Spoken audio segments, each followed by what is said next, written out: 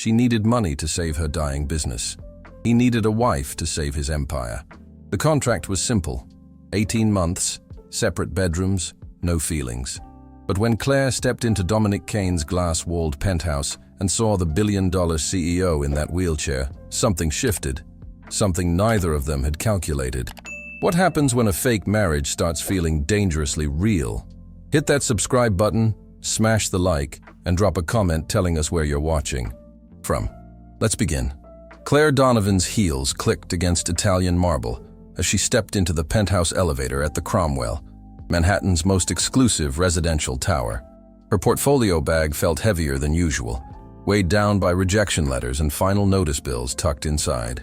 26 years old, a Columbia architecture degree gathering dust, and a business partner who'd drained their accounts before disappearing to Barcelona with his mistress. The elevator climbed 68 floors in silence. When the doors opened, she didn't expect the view. Floor-to-ceiling windows framing Central Park like a living painting, furniture that whispered old money, air that smelled faintly of bergamot and leather. She definitely didn't expect him.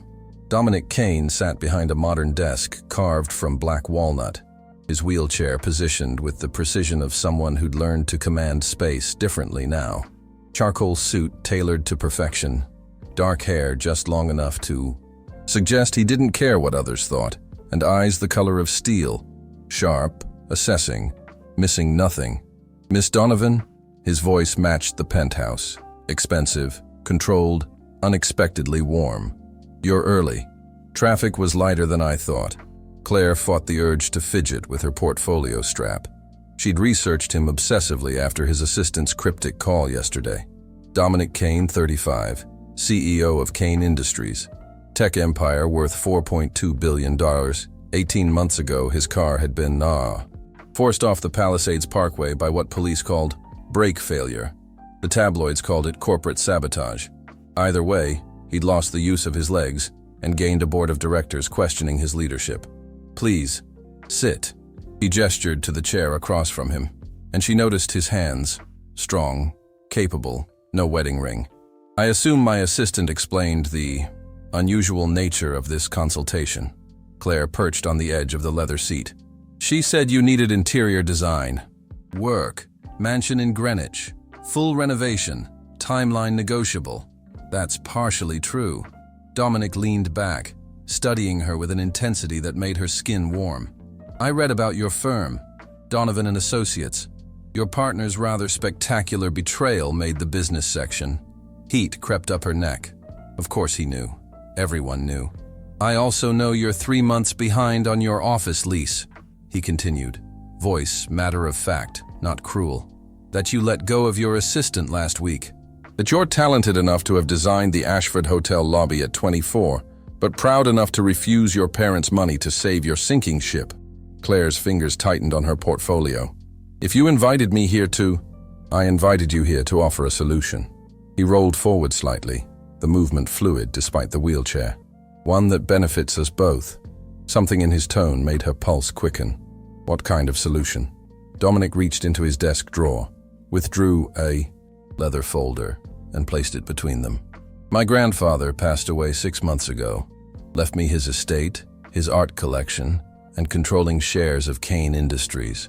All contingent on one condition. His jaw tightened almost imperceptibly. I must be married within 6 months of his death. Happily married, the will specifies. His way of ensuring I didn't withdraw from life after the accident. Claire's breath caught. You want to hire me to redesign my Connecticut estate, yes, but I'm also proposing we marry. His eyes never left hers. 18 months. You'll live in the Greenwich house, make public appearances as needed, maintain the illusion for the board, the media, everyone.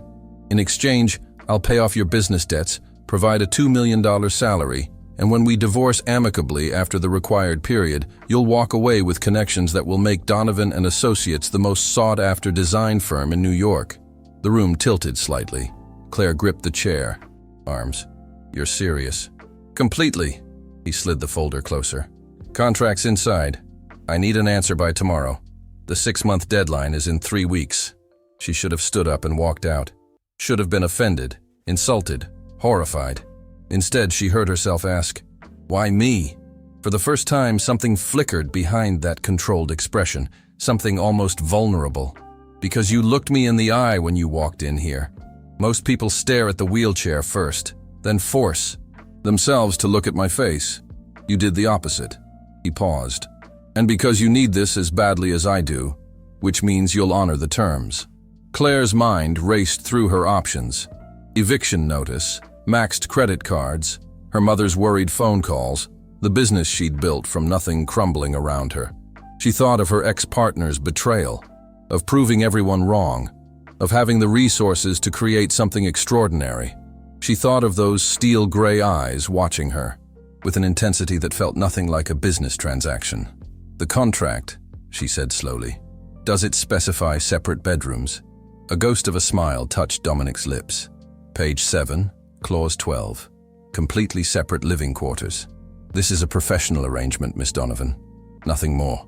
The way he said it, so certain, so final, made her wonder who he was trying to convince. Claire reached for the folder, her fingers brushing his for half a second. The contact sent an unexpected spark up her arm, and from the way his eyes darkened slightly, he'd felt it too. "I'll have my answer tomorrow," she said, standing on legs that felt less steady than when she'd arrived. "I'll be waiting." Dominic's voice followed her to the elevator, low and rich with something that sounded dangerously like anticipation. As the doors closed, Claire caught her reflection in the polished metal. Her cheeks were flushed, her breathing uneven. She'd come here expecting a design job. She was leaving, with a marriage proposal from a billionaire who looked at her like she was the first real thing he'd seen in 18 months. And the terrifying part? She was actually considering it. Claire's studio apartment in Brooklyn looked smaller after seeing Dominic's penthouse. The leather folder sat on her kitchen counter like an unexploded bomb, its cream pages marked with sticky notes and her scribbled questions. Midnight had come and gone, and she was still reading Clause 17 for the third time. Both parties agree to maintain physical affection appropriate for a married couple during public appearances, including but not limited to hand-holding, embracing, and kissing when circumstances warrant believability. Her coffee had gone cold an hour ago. Outside, sirens wailed down Atlantic Avenue, a sound she'd stopped noticing years ago. Tomorrow, her landlord would tape another late notice to her door. Next week, the bank would start foreclosure proceedings on her office space. By car. Next month, Donovan and Associates would be a memory and a tax write-off. She flipped to the financial attachment. $2 million. Debt forgiveness. A design contract that would put her portfolio in Architectural Digest. Everything she'd worked for since she was 18 years old, sketching buildings in her Columbia dorm room while her roommates partied. All she had to do was marry a stranger. Claire's phone buzzed. Her mother, for the fourth time that day. She let it go to voicemail. At 6 a.m., she showered, dressed in a different navy suit, this one with a slight fray at the hem she'd tried to hide with black thread, and took the subway back to Manhattan. The folder was in her bag, her answer written in the margins of page 43. The Cromwell's doorman recognized her this time, nodded her through without question. Dominic must have added her to some list. The thought made something flutter in her stomach. The elevator climbed. This time, she noticed the subtle scent of sandalwood in the air, the way the morning light hit the ascending numbers. The doors opened to find Dominic already waiting in his home office, though now she could see it connected to a massive living space, all glass and steel and carefully curated art. He wore a different suit, charcoal like yesterday, but with a navy tie that matched her dress. Coincidence, probably. He looked tired. Shadows under those steel gray eyes suggested he'd slept as little as she had. Claire stepped forward and placed the folder on his desk. He didn't touch it immediately. Instead, he studied her face with that same unsettling intensity. The silence stretched between them like a held breath. Finally, Dominic asked, "And? I have conditions." Claire's voice came out steadier than she felt. "The contract says 18 months minimum. I wanted to say exactly 18 months. No extensions, no renegotiations." Something flickered across his expression. Relief? Disappointment? It vanished too quickly to read. "Done," he said. "And I want creative control over the Greenwich house. Complete control. You can approve final designs, but the process is mine. A slight smile tugged at his mouth. That's literally why I'm hiring you. I'm not finished. Claire leaned forward, palms flat on the desk between them, close enough to see the faint scar along his jawline, to notice his cologne. Something expensive and understated, cedar and citrus. If we're doing this, I need to know that you won't treat me like an employee, in public or private. I'm walking into this with my eyes open, Mr. Kane, but I won't be made to feel like a transaction every single day. The air shifted. Dominic's eyes darkened slightly, and she watched his throat work as he swallowed. Dominic, he said quietly, if we're getting married, even temporarily, you should probably call me Dominic. Hearing her name in his mouth yesterday had felt formal. Hearing him offer his own felt dangerously intimate. Dominic, she repeated, testing how it felt. His jaw tightened, almost imperceptibly. He wheeled around the desk, closing the distance between them until he was close enough that she had to look down slightly to meet his eyes. Even seated, he commanded the space around him with the kind of presence money couldn't buy. I won't treat you like a transaction, Dominic said, his voice low and deliberate. You have my word. This arrangement is unconventional, but you're right. We're both human beings entering this with reasons that matter. I'll respect that. I'll respect you. The sincerity in his tone caught her off guard. Claire found herself studying the sharp lines of his face, the way morning light caught in his dark hair, the controlled strength in his shoulders and arms. This close, she could see the faint silver threading through the hair at his temples. Distinguished, her mother would call it. Devastating. Something whispered in the back of her mind. Then I accept, Claire said. Dominic's exhale sounded like he'd been holding it since she walked in. He extended his hand, formal and final. Welcome to the family, Claire. His palm was warm, his grip firm but not aggressive. That same spark from yesterday raced up her arm, and this time neither of them pulled away immediately. The handshake lasted 2 seconds too long enough for her pulse to kick up, long enough to notice his thumb had brushed the inside of her wrist. When they finally separated, Dominic's expression had shifted into something unreadable, professional, controlled. The marriage license appointment is this afternoon, he said, voice back to business smooth. City Hall, 3 o'clock. My driver will collect you at 2:30. That fast? Claire's heart hammered. The deadline is in 3 weeks. We'll need time for the wedding itself, appearances, making this believable. Dominic rolled back slightly, putting careful distance between them. My attorney will messenger over the revised contract by noon. Sign it, and we make this official. Claire nodded, her mind spinning through logistics, through the enormity of what she'd just agreed to. When she turned to leave, his voice stopped her at the elevator. Claire, she looked back. Dominic sat framed by those massive windows, New York sprawling behind him like a kingdom. You won't regret this, he said. I'll make sure of it. The promise in his voice made her wonder what exactly he meant by that. The black Mercedes that picked Claire up at 2:30 wasn't just a car, it was a statement. Leather interior that smelled new, privacy partition raised, and Dominic already waiting in the back seat when she slid in beside him. He'd changed into a different suit, darker, almost black, with a crisp white shirt unbuttoned at the collar. No tie. The casual intimacy of it caught her off guard.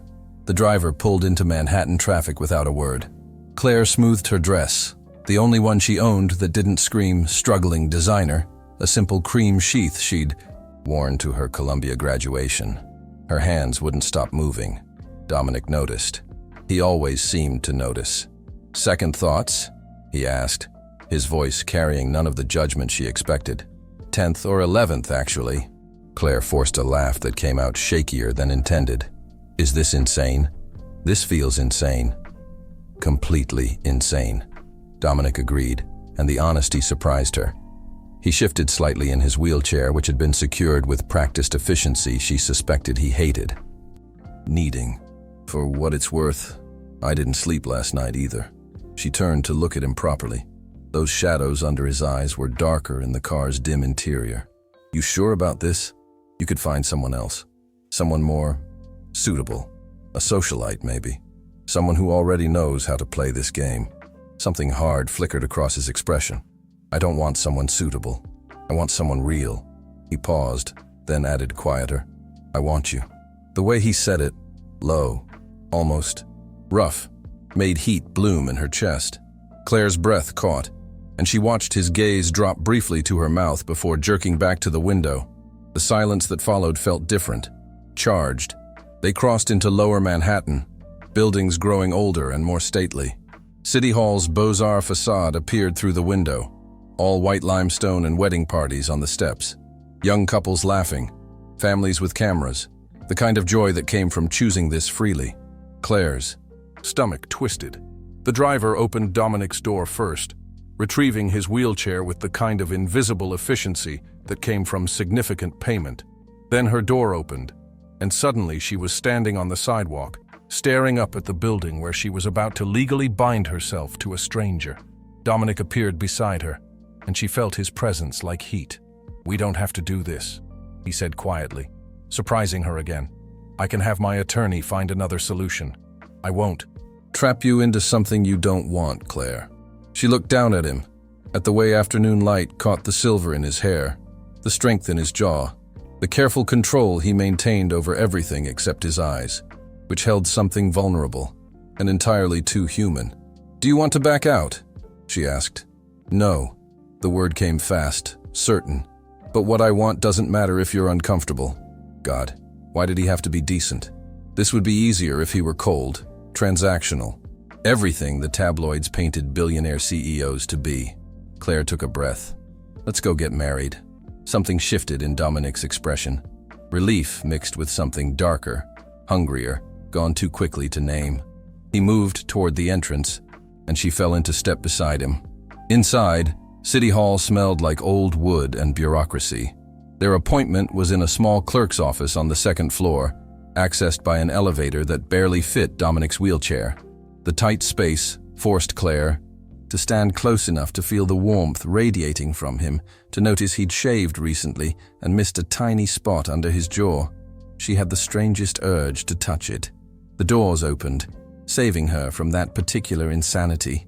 The clerk was a woman in her 50s who'd clearly processed 1,000 marriage licenses and found romance in approximately none of them. She reviewed their documents with the enthusiasm of someone approving parking permits. "Witnesses?" she asked without looking up. Claire's heart sank. She'd forgotten. Of course they needed witnesses. Dominic made a subtle gesture, and suddenly his driver appeared from the hallway alongside a woman Claire didn't recognize. Older, professional, carrying a leather portfolio similar to the one that had changed Claire's life 2 days ago. "My attorney," Dominic explained, "and James has been with me for 10 years. They'll serve." The efficiency of it should have felt cold. Instead, Claire found herself grateful she didn't have to call her mother, didn't have to explain this to anyone who'd ask questions she couldn't answer. The clerk pushed a form across her desk. "Sign here, here, and here." Claire's hand trembled as she picked up the pen. The first signature felt surreal. The second felt reckless. By the third, her mind had gone strangely quiet. Dominic signed with steady, controlled strokes. No hesitation. The clerk stamped their license with a thud that sounded far too final. "Congratulations," she said, utterly high, monotone. "You're now legally married in the state of New York. Next appointment is in 15 minutes, so if you'll excuse me." They were dismissed like that. Married and dismissed. In the hallway, Claire stared at the license in her hands. Her name next to his in black ink. Legal, binding, real. "Mrs. Kane," Dominic said softly, testing how it sounded. Claire's head snapped up. His expression held something she couldn't quite read. Satisfaction, yes, but also a kind of wonder that made her a pulse race. "We should go," she managed. But neither of them moved. The hallway was empty except for them, quiet except for the distant murmur of other people's lives happening elsewhere. Dominic's eyes held hers, and Claire realized with a jolt of awareness that she'd just married a man whose touch she couldn't stop thinking about, whose voice did dangerous things to her composure, whose presence made her forget this was supposed to be temporary. What the hell had she done? Greenwich was 40 minutes from Manhattan, but it felt like a different world. The Mercedes turned off the main road onto a private drive lined with maples, their leaves just beginning to turn gold. Claire pressed her forehead against the cool window, watching the trees blur past, trying to process the fact that she was Mrs. Dominic Kane now, legally, permanently, for the next 18 months. Beside her, Dominic worked on his tablet, stylus moving across the screen with focused precision. He'd been silent since they left City Hall, giving her space she wasn't sure she wanted. The house appeared through the trees like something from a different era. Georgian architecture, brick and limestone, tall windows reflecting the late afternoon sun. Not ostentatious, but undeniably powerful. Old money whispering through every carefully maintained detail. The car stopped at the circular drive. Claire's door opened before she could reach for the handle. Dominic was already out, maneuvering his wheelchair with the fluid ease of long practice. He looked up at the house, and for the first time since she'd met him, something unguarded crossed his face. Not quite pain, but close. "You haven't been back since the accident," Claire said. It wasn't a question. His jaw tightened. No. She wanted to ask why. Wanted to understand what memories this place held. But his driver was already unloading bags she didn't remember packing. Then she realized. Someone had packed for her. Dominic's people had gone to her apartment and brought her things here. The efficiency of it should have bothered her. Instead, she felt oddly cared for. "Mrs. Chen will show you to your room," Dominic said, gesturing to an older woman who'd appeared in the doorway. "I have calls to make. We'll have dinner at 8. He was retreating.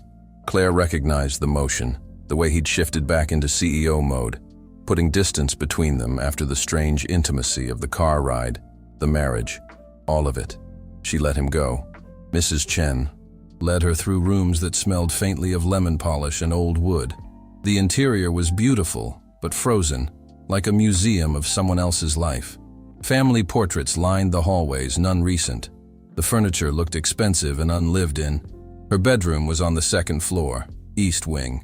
Soft gray walls, a 4-poster bed with linens that probably cost more than her monthly rent, windows overlooking gardens that needed work. Her suitcases sat at the foot of the bed, looking shabby against all that luxury. "Mr. Kane's suite is in the west wing," Mrs. Chen said, and there was something careful in her tone. "Completely separate, as requested. Dinner will be in the small dining room, less formal." After the woman left, Claire stood in the center of the room, surrounded by someone else's wealth, wearing a marriage license in her purse, like a secret. She unpacked mechanically, hanging the few dresses she owned in a closet designed for a wardrobe 10 times the size. When she found her sketchbook at the bottom of her suitcase, she sat on the bed and flipped through old designs, grounding herself in something familiar. A knock interrupted her. Not Mrs. Chen's efficient tap, but something more hesitant. Dominic filled the doorway, still in his suit, though he'd loosened his collar. The wheelchair somehow made him more imposing, not less. Like he'd learned to command attention differently, more deliberately. "You settled?" he asked. Getting there, Claire set her sketchbook aside. "This place is too much?" A wry smile touched his mouth. "My grandfather built it in the 70s.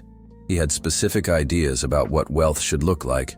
"It's beautiful," she said honestly, "but it feels sad, like it's waiting for something." The smile faded. Dominic moved into the room, and Claire became acutely aware they were alone, that this was technically her bedroom, that the bed was right there between them even though he'd stopped near the window. "My grandparents raised me here after my parents died," he said quietly. "Car accident when I was 8. This house was full of life then. After they passed, I kept it but never came back. Couldn't."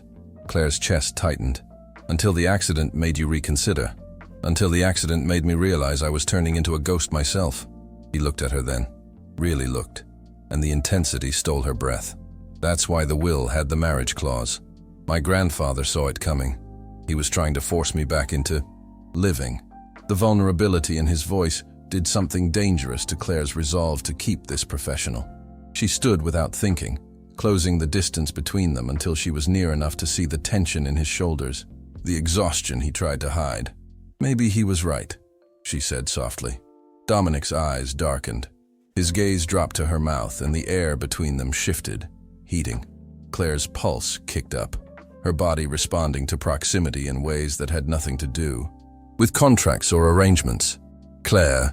Her name sounded different in his mouth now. Rougher. We should establish some boundaries. This house is big enough that we won't see each other unless… Unless what? The challenge slipped out before she could stop it.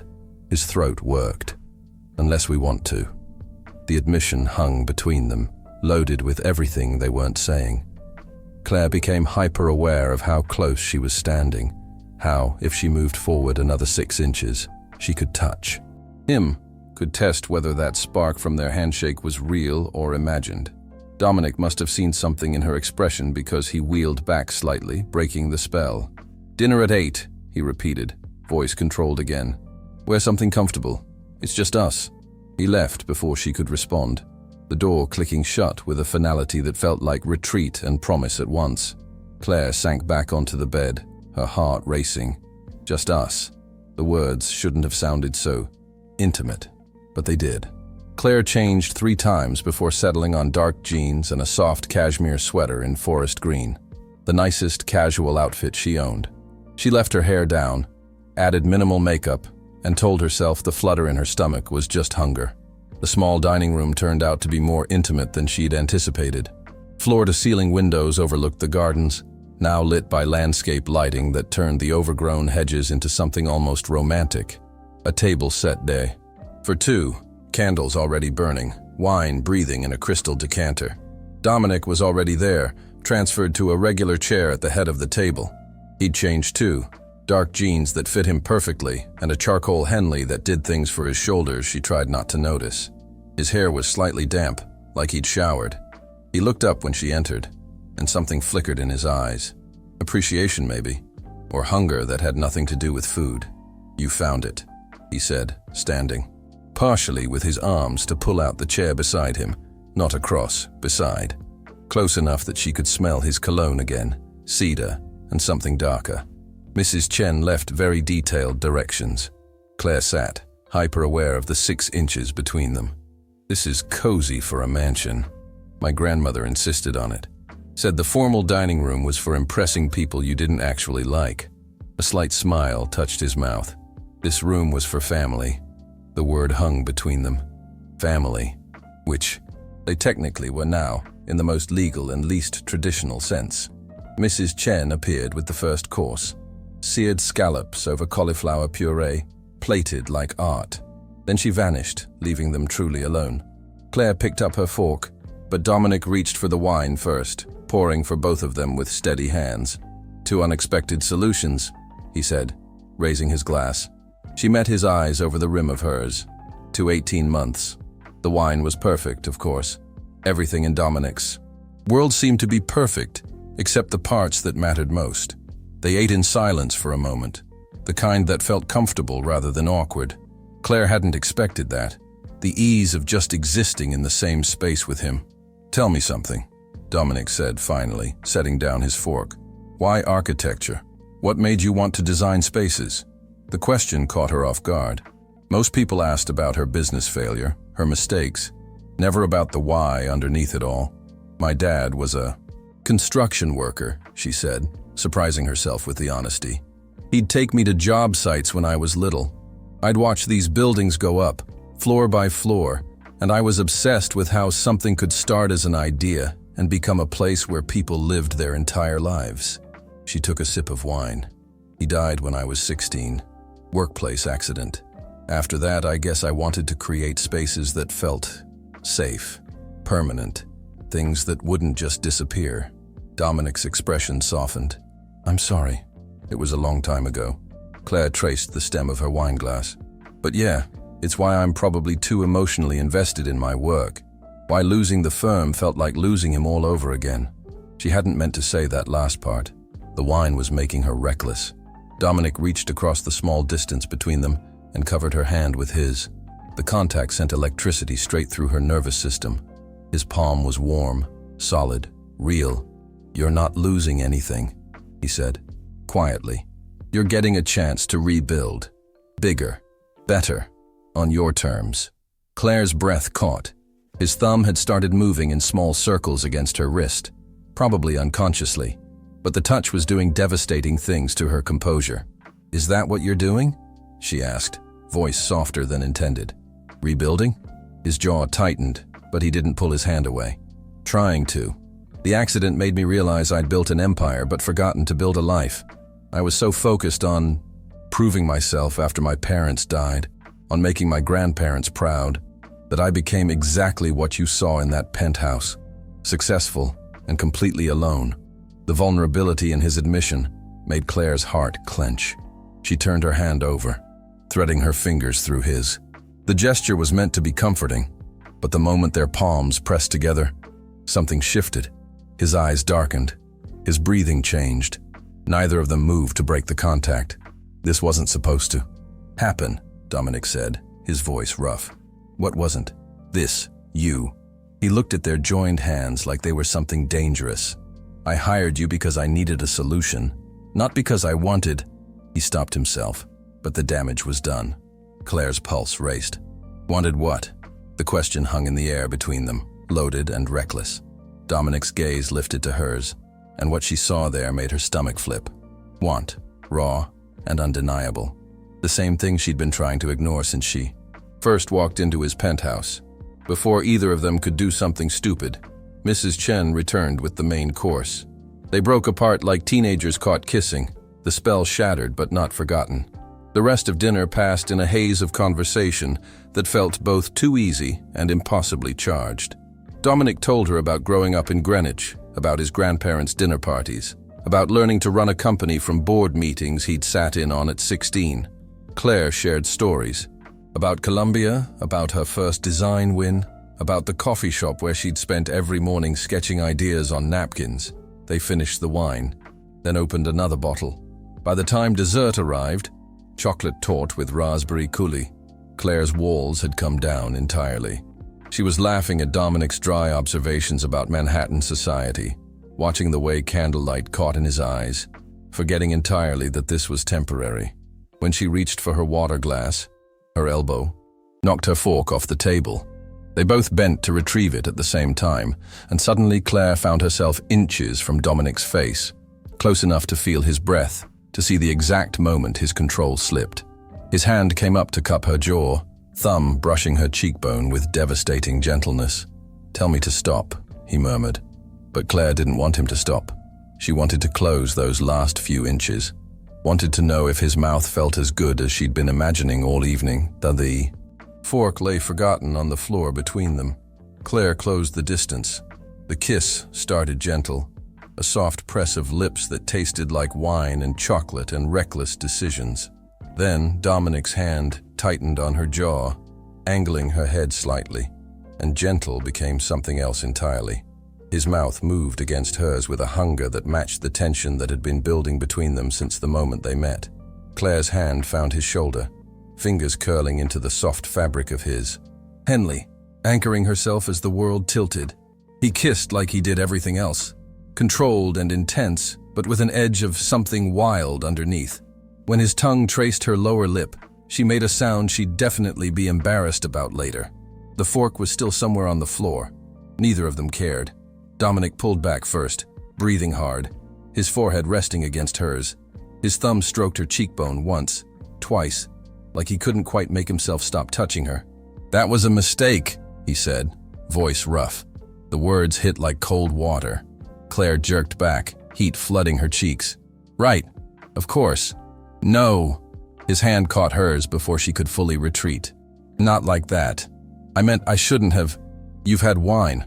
We're in this impossible situation, and I don't want you to think I'm taking advantage." Claire's laugh came out sharper than intended. "Dominic, I kissed you back. Pretty enthusiastically, if we're being honest." His eyes searched hers, looking for something. Regret, maybe, or confirmation he hadn't just ruined everything. This complicates things. Everything about this is already complicated. She was still close enough to feel the heat radiating from him, to see the pulse jumping at his throat. "We're married strangers living in the same house, pretending to be in love for your board and the media. I think we passed uncomplicated 3 days ago." A ghost of a smile touched his mouth. "Fair point." The moment stretched. Between them, charged and uncertain, Claire became aware of Mrs. Chen moving discreetly in the kitchen, of the candles burning lower, of how easy it would be to lean forward and kiss him again. Instead, she stood, smoothing her sweater. "I should go. It's been a long day." Dominic nodded, but something flickered in his expression. Disappointment, maybe. "Claire, wait." She paused at the doorway. "Tomorrow," he said. "We need to start preparing for the first public appearance. The benefit gala is, Saturday night. That's less than a week to make this look real." "Right. The arrangement. The contract. The reason they were actually here." "What do you think?" Claire asked, forcing her voice steady. "Can we pull this off? Making people believe we're madly in love?" Dominic's gaze held hers across the candlelit room, heavy with everything they weren't saying. "After tonight?" "Yeah. I don't think that's going to be the problem." The admission hung in the air like a confession. Claire fled before. She could do something stupid like ask what he meant, or worse, kiss him again. Back in her room, she pressed her back against the closed door, heart racing. Her lips still tingled from his kiss. Her skin still remembered the rough warmth of his palm against her face. This was supposed to be business, temporary. 18 months of playing pretend and then walking away with her life rebuilt. But nothing about the way Dominic had kissed her felt temporary. Nothing about the ache in her chest when he'd called it a mistake felt like pretending.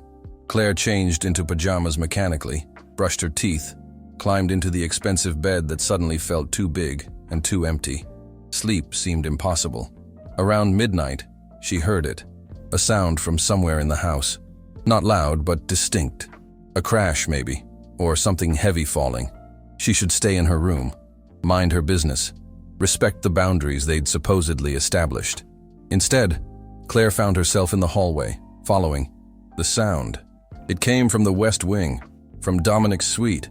The door was slightly ajar, light spilling into the dark hallway. Claire hesitated, hand raised to knock, when she heard another sound.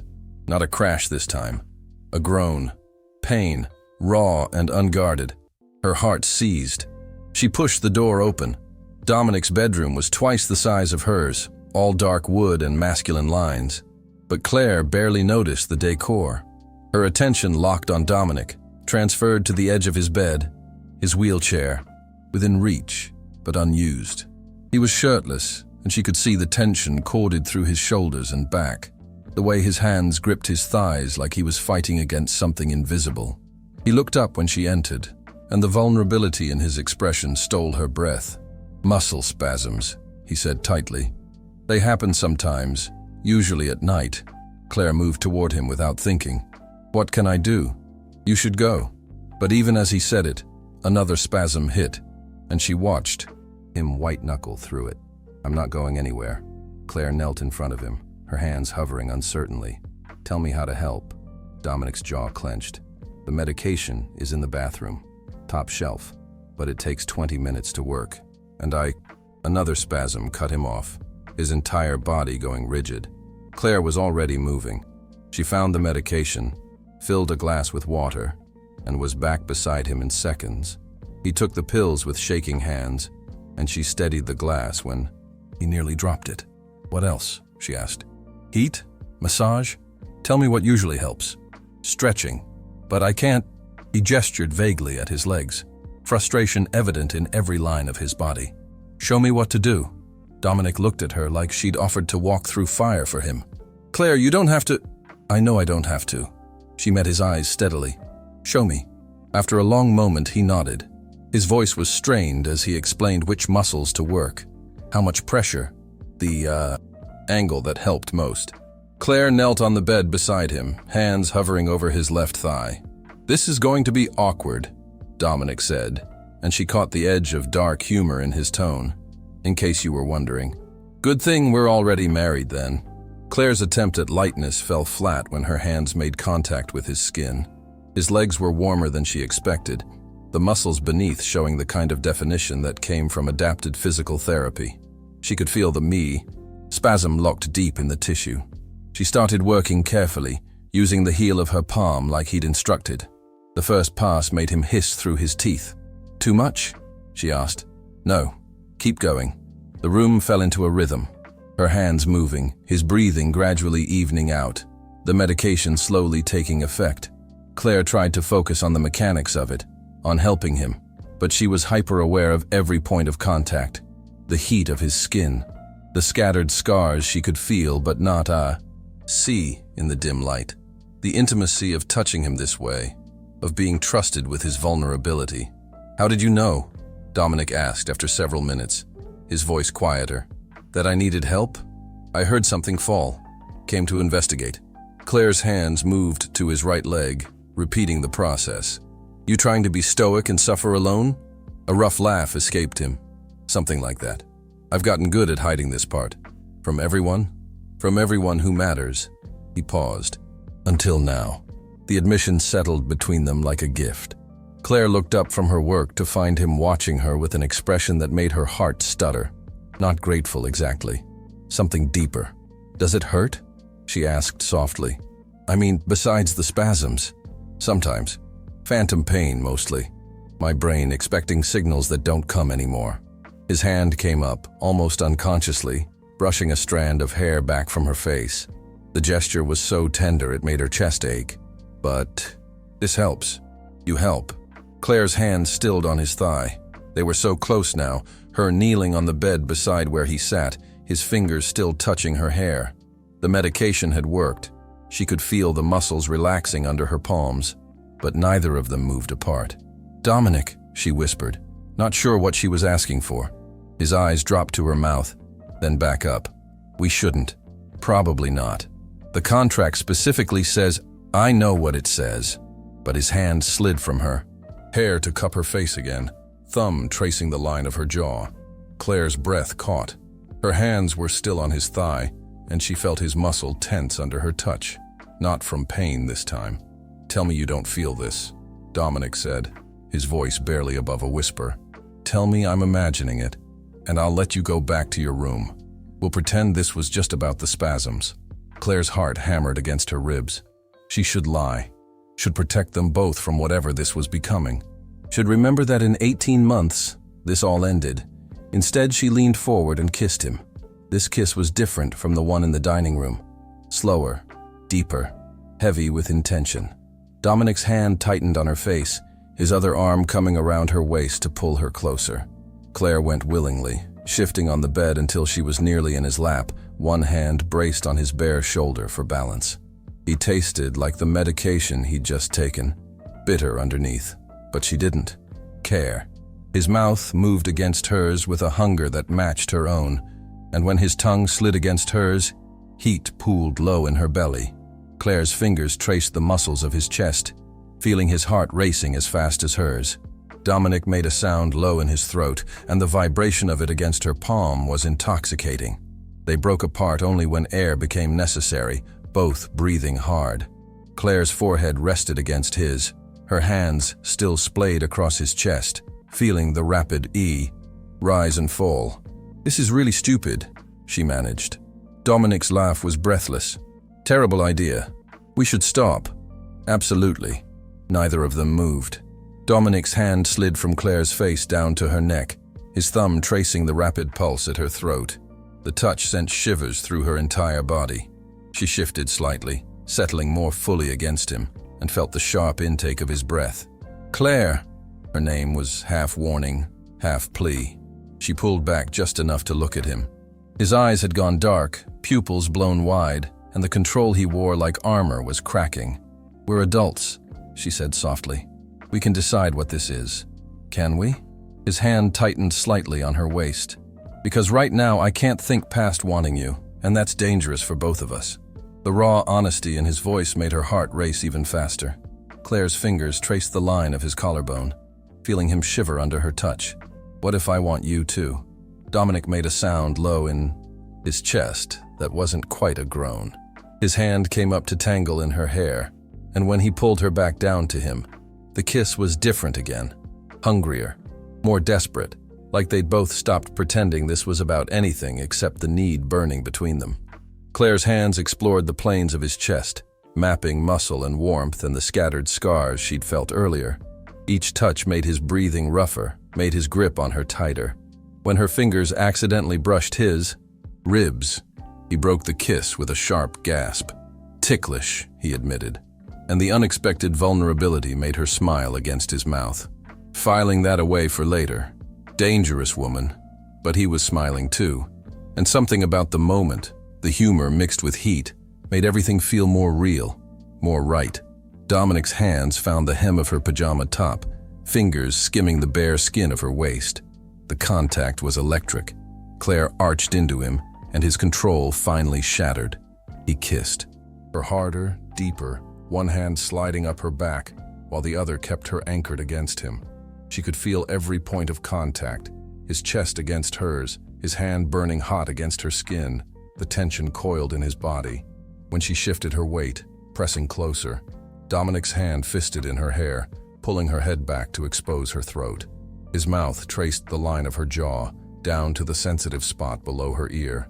Claire's fingers dug into his shoulders, her head falling back to give him better access. The scrape of his teeth against her pulse point made her gasp.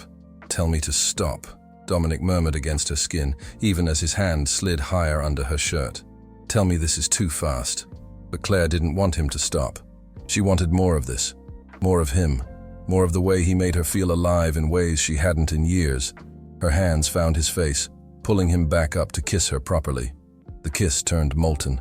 Claire tugged at him, trying to get closer, and Dominic responded by shifting his grip, using his considerable upper body strength to pull her fully into his lap.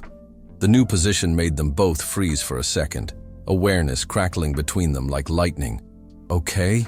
Claire whispered, suddenly worried she'd hurt him or crossed some line. Dominic's laugh was breathless and rough. "More than okay."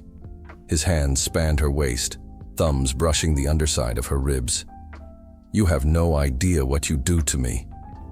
Claire could feel exactly what she did to him, actually, and the knowledge sent heat pooling low in her belly. She kissed him again, slower this time, savoring the taste of him, the feel of his hands on her skin, the way his breathing changed when she shifted her hips slightly. His hand slid up her spine, unhooking something that had her catching her breath. The intimacy of it, the deliberate intention, made reality crash back in. They were in his bedroom. She was in his lap. They'd known each other less than a week. And tomorrow, they had to start pretending this was real for cameras and board members, and an entire world that would be watching their every move. Claire pulled back, breathing hard. "Wait." Dominic's hands stilled immediately. His eyes searched hers, concerned. "Did I?" "No. God, no." She rested her forehead against his, trying to catch her breath, trying to think past the wanting. "This is just moving really fast." "It is."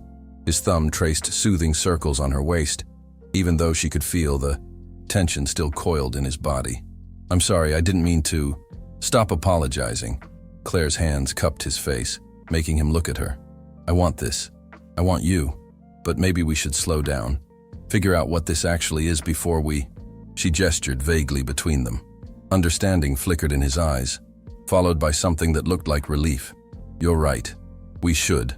He helped her shift off his lap, steadying her when she wobbled slightly. The loss of contact felt like cold water. They sat side by side on the edge of his bed, not quite touching but close enough that she could feel the heat radiating from him. The room suddenly felt too quiet, too charged. "For what it's worth," Dominic said after a moment, "I don't regret this. Any of it." Claire looked at him, at the man who'd gone from stranger to husband to something she didn't have words for in less than a week. His hair was messed up from her fingers.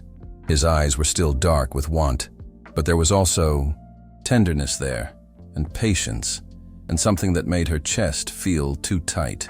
"Me neither," she admitted softly. Dominic reached over and took her hand, threading their fingers together. The gesture was simple, but somehow more intimate than everything that had just happened. "We have time. 18 months, remember?" The reminder should have been comforting. Instead, it made her stomach twist, because 18 months suddenly didn't feel like enough time at all. Morning came too early. Claire woke to sunlight streaming through unfamiliar windows, and the disorienting realization that she'd fallen asleep in Dominic's bed. Not in a scandalous way. They'd talked for hours after pulling back, eventually lying side by side on top of the covers, fully clothed, conversation drifting from childhood memories to favorite books, to the insanity of their situation. Somewhere around 3 a.m., she must have dozed off. Now his side of the bed was empty, sheets cool to the touch. She found him in the kitchen, already dressed in workout gear, making coffee with the kind of focus most people reserved for surgery. The domestic normalcy of it was jarring after last night's intensity. He looked up when she entered, and something flickered in his expression. Warmth mixed with uncertainty. "Morning. I didn't want to wake you. What time is it?" Claire's voice came out rougher than intended. 7:30. I have a conference call at 8. Then the stylist arrives at 11 for the gala. Fitting. He poured coffee into 2 mugs without asking, remembering how she took it from breakfast yesterday. The small gesture shouldn't have felt significant. "We should probably talk about last night." Claire accepted the mug, using it to warm her hands. "Should we? Shouldn't we?" A wry smile touched his mouth. "Pretty sure there's no chapter in the contract covering what happens when fake spouses actually want each other." The bluntness surprised a laugh out of her. "Fair point. So what do we do?" Dominic leaned against the counter, and even in casual clothes he commanded the space. "We're honest. With each other, at least. Last night was..." He paused, seeming to choose his words carefully. "Real. Whatever this arrangement started as, something's changed." Claire's heart kicked against her ribs. "And you're okay with that?" "Terrified of it, actually." His eyes held hers. "But yeah, I'm okay with it if you are." Before she could respond, his phone buzzed. He glanced at it and grimaced. "Conference call. We'll continue this later?" She nodded, and he squeezed her hand once before heading to his office. The brief touch left her skin tingling. The morning passed in a blur of coffee and sketching preliminary ideas for the house renovation. Around 11, a sleek black town car arrived carrying a woman in her 50s who introduced herself as Margot, personal stylist to Manhattan's elite. She had a team of 3 assistants and enough garment bags to clothe a small army. "Mrs. Kane, a pleasure." Margot's assessment was quick and professional. "Mr. Kane mentioned you'd need something special for the Ashford Foundation Gala. I've brought several options." An hour later, Claire stood in front of her bedroom mirror wearing a gown that cost more than her first car. Midnight blue silk that draped like water. A neckline that suggested rather than showed. A slit that went higher than anything she'd normally dare. Margot had pinned her hair up in an elegant twist. Added, diamond earrings on loan from Harry Winston. She looked like someone who belonged in Dominic's world. The thought was both thrilling and terrifying. A knock interrupted her thoughts. Dominic's voice came through the door. "Margot said you were ready. Can I come in?" "Sure." The door opened, and whatever Claire had been about to say died on her lips. Dominic had changed into his tuxedo, custom-tailored black that made his shoulders look impossibly broad, crisp white shirt, bow tie perfectly. Knotted. He looked devastating. Like old Hollywood and new money and every fantasy she'd never admitted to having.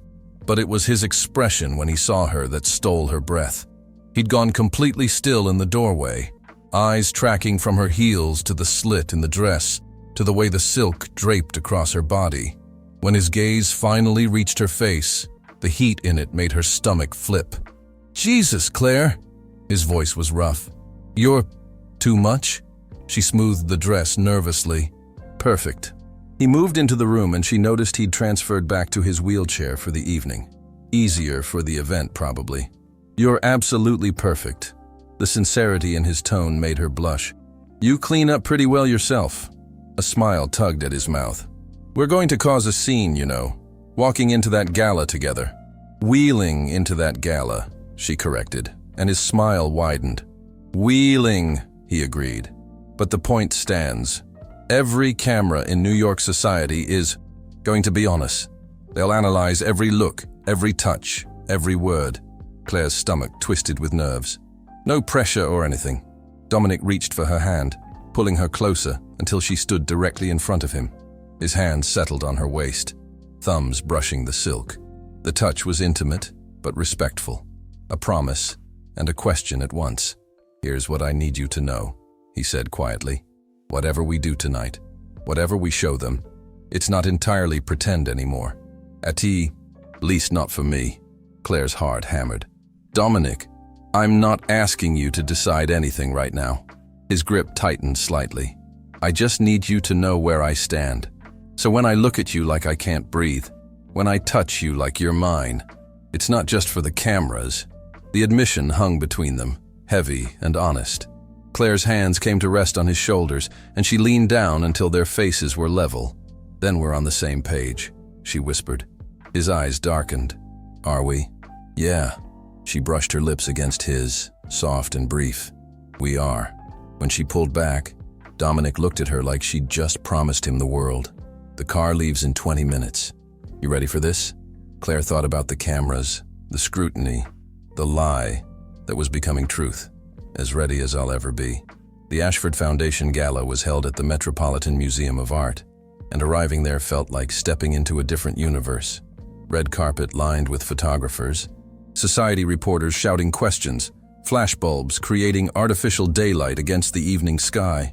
James opened their car door, and Claire's nerves spiked. Dominic must have felt her hand tighten in his because he squeezed back reassuringly. "Just follow my lead," he murmured. "And remember, this is real now." Then they were out. Dominic's wheelchair navigated the carpet with practiced ease, while Claire walked beside him, one hand resting lightly on his shoulder in a gesture that felt both natural and deliberate. The cameras went wild. "Mr. Kane, over here! Who's your date? Is it true you're married?" Dominic stopped, turned slightly, and smiled, the kind of smile that had probably closed billion-dollar deals. "This is my wife, Claire Kane. We were married this week." The reporters erupted. Claire felt the weight of 100 lenses focusing on her face, but Dominic's hand found hers again, anchoring her. "How did you meet?" someone shouted. "She was hired to redesign my home," Dominic said smoothly. "Turned out she redesigned my entire life." The line was practiced, perfect for the press, but when Claire looked down at him, the expression in his eyes was anything but rehearsed. The cameras caught it. She could hear the rapid-fire clicks intensifying. Inside, the museum had been transformed into something from a fairy tale. Crystal chandeliers, ice sculptures, an orchestra playing Vivaldi. Wealth on display in its most elegant form. Claire recognized faces from magazines. Old money, new money, politicians, celebrities. All of them watching as Dominic Kane introduced his unexpected wife. "You're doing great," Dominic murmured during a lull between introductions. His hand rested on the small of her back, thumb tracing small circles through the silk. The touch was possessive and intimate, making her skin heat. "This is insane," she whispered back. "Completely." His eyes held hers. "But you look like you were born for this." Before she could respond, a key woman in her 60s approached. Perfectly coiffed silver hair, diamonds that could finance a small country, and a smile sharp enough to cut glass. "Dominic, darling, you've been hiding." He stiffened almost imperceptibly. "Mrs. Ashford, you look lovely. And you brought a wife. How unexpected." The woman's eyes swept over Claire with the precision of a jeweler appraising a questionable stone. "I don't believe we've met. Claire Kane." Claire extended her hand, refusing to be intimidated. "It's a pleasure, I'm sure." Mrs. Ashford's handshake was brief. "Tell me, dear, how long have you known Dominic?" The question was a trap, and they both knew it. Claire felt Dominic's hand press more firmly against her back. Support, not control. "Long enough to know I wanted to marry him," Claire said evenly. "Though I suppose when you meet the right person, timing becomes irrelevant." Something flickered in Mrs. Ashford's expression. Approval, maybe, or at least respect for the deflection. "Well, best wishes to you both." She moved on, leaving a trail of expensive perfume. Dominic's breath ghosted against Claire's ear. That was perfect. Was it? Her heart was still racing. "Mrs. Ashford runs the foundation. If she approves, everyone else falls in line." His hand slid down to rest on her hip. "Dance with me." Claire's breath caught. "Can you watch me?" The orchestra had shifted to something slower, more intimate. Dominic maneuvered his wheelchair to the edge of the dance floor, then extended his hand to Claire. She took it, letting him pull her close until she was standing between his knees, his arms coming around her waist. They began to move. Not a traditional dance, but something else. Claire swayed with the music while Dominic guided her movements, his hands on her hips, her waist, her back. Their eyes stayed locked, and the rest of the ballroom faded to background noise. "You're staring," she murmured. "Can't help it." His voice was low, rough. "You're the most beautiful woman here, and you're mine." The possessiveness in his tone sent heat pooling low in her belly. Claire's hands found his shoulders, and she leaned down slightly, bringing her face closer to his. To anyone watching, it would look like an intimate conversation between newlyweds. But the way Dominic was looking at her, like he wanted to forget the cameras and the crowd and take her somewhere private, that wasn't for show. "Dominic," she whispered, her lips close enough to his that she could feel his breath. "I know." His hand slid up her spine, leaving fire in its wake. "I know." The song ended too soon. Applause rippled through the ballroom, but neither of them moved immediately. They stayed frozen in that moment, the rest of the world a distant concern. Someone cleared their throat nearby. Claire stepped back, face flushed, and saw a photographer had captured the entire dance.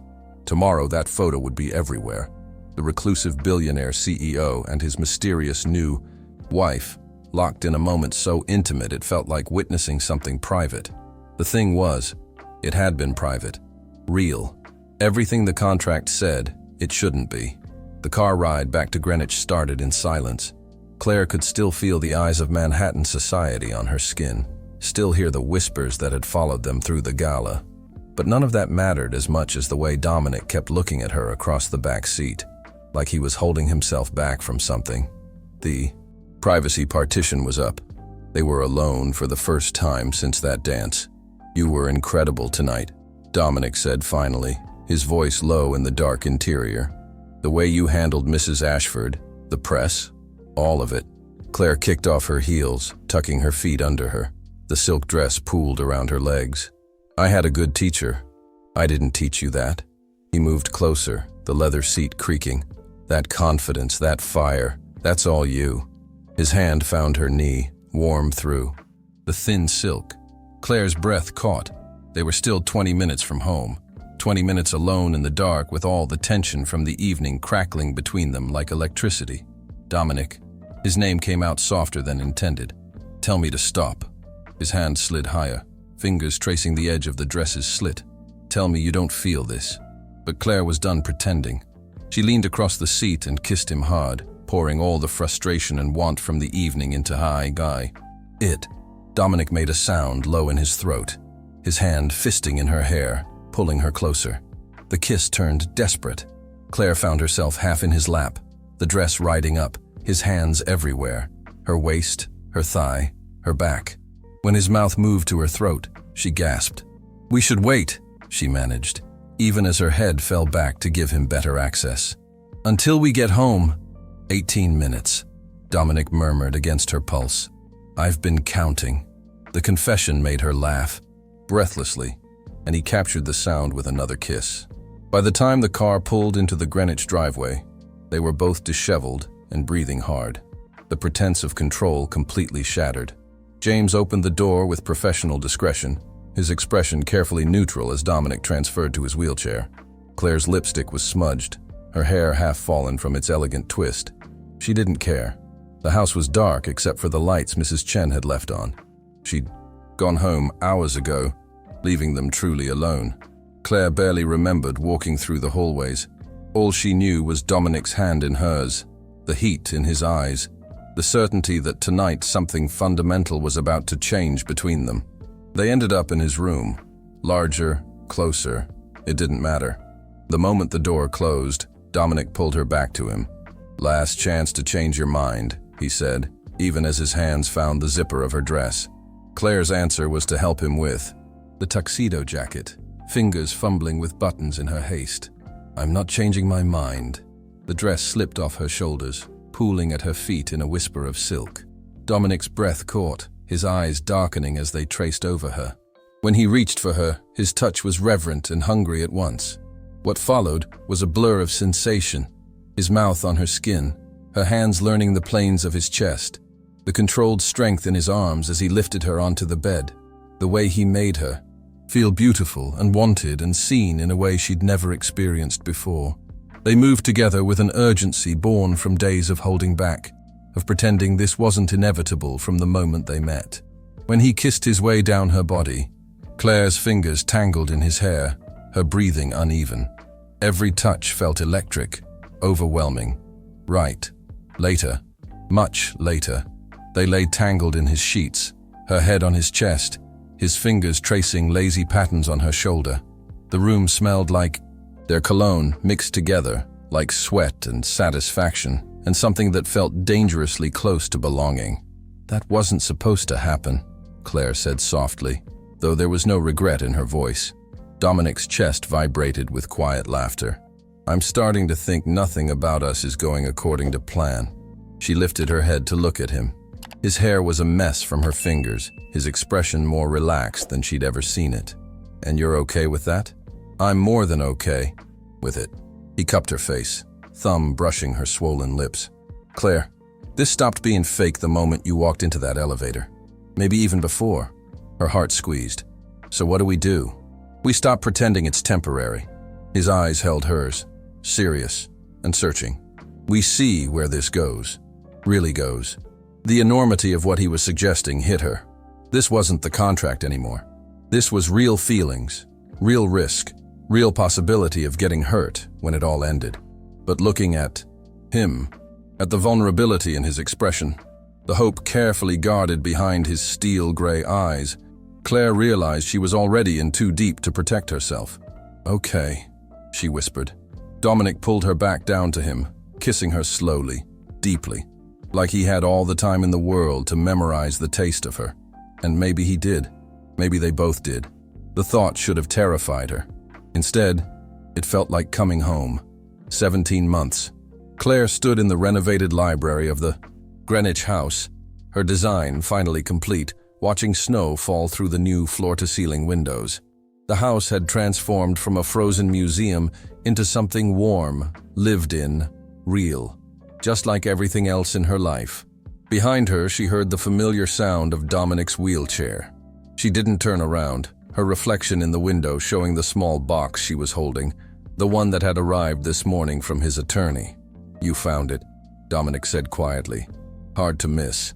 Claire's voice was steadier than she felt. The contract termination papers, signed and ready, 1 month early even. The original 18-month agreement ended in 4 weeks. Apparently, Dominic's board and the will requirements had been satisfied months ago. He could end this whenever he wanted. He could end them whenever he wanted. The silence stretched. Claire's chest tightened. I had my attorney draw them up last week, Dominic said finally. I wanted to give you the choice. She turned then, finding him closer than expected. He looked tired, like he'd been up all night, which he probably had been. The physical therapy had been going well lately. He could stand with assistance now, take a few steps. But tonight, he looked like the weight of the world was on his shoulders. Choice of what exactly? Claire asked. Dominic reached into his jacket and pulled out a different box. Smaller. Velvet. Her breath stopped.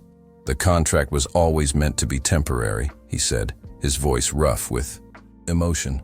But what I feel for you isn't. What we've built isn't. He opened the box, revealing a ring that caught the lamplight like captured stars. I'm giving you the choice to walk away free and clear with everything I promised, or stay, really stay.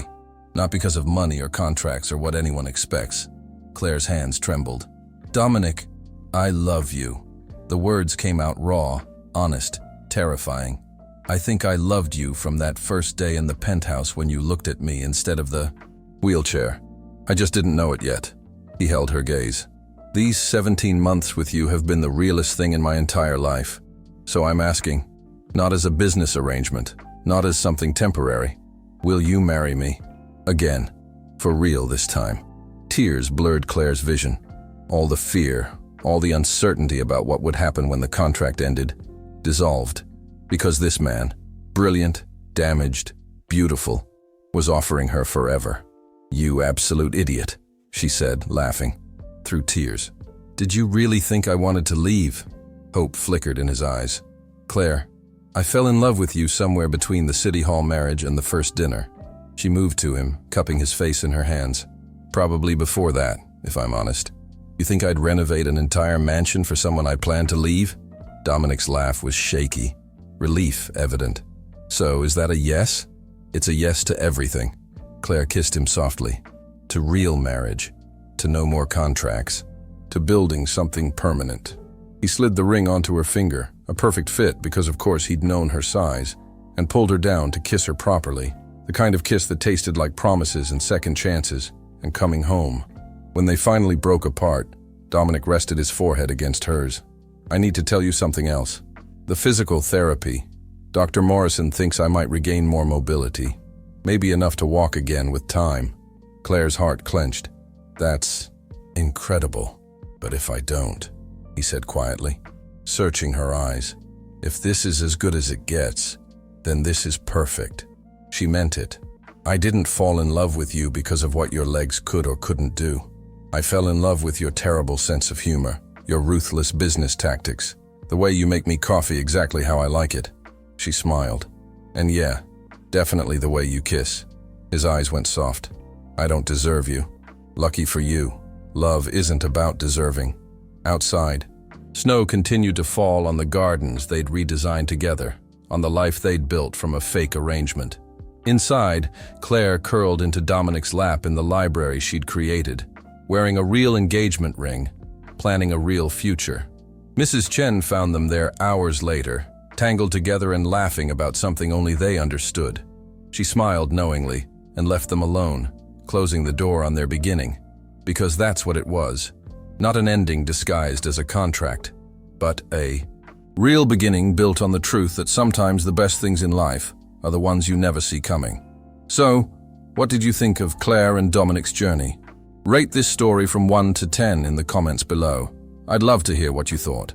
And hey, if you enjoyed their story, don't forget to subscribe for more romance content. Thanks so much for watching.